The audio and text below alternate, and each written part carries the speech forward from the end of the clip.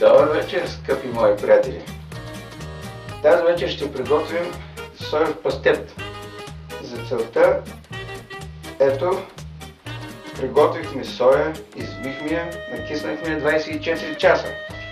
Ето, това е соята, тук малко съм започнал да пасирам. Преди това бяхме сложили бахар, черен пипер, дафинов лист. Също лук. Разбира се и сол. Сол може ли?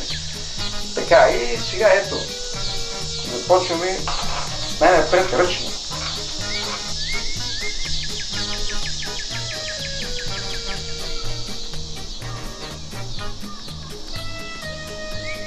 Изненадаме жените. Какво ще ги изненадаме? Те нас снимат. Както е, както е, както е.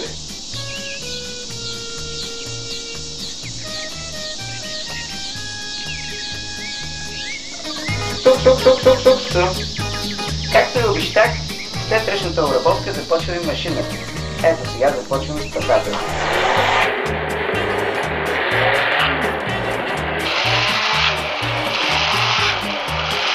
Най-напред на първа степен, а сега включваме на втора.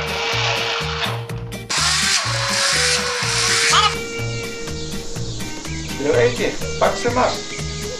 Сега трябва да прибавим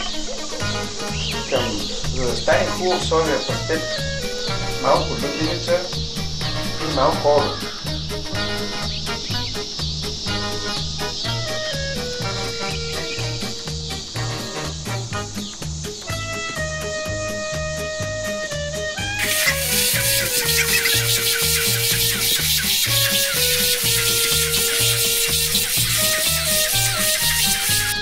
И така, мисля, че нашия пастет е готов. Трябва да го опитаме само. Да видим как е на вкус, ако трябва да добавим сол, нещо.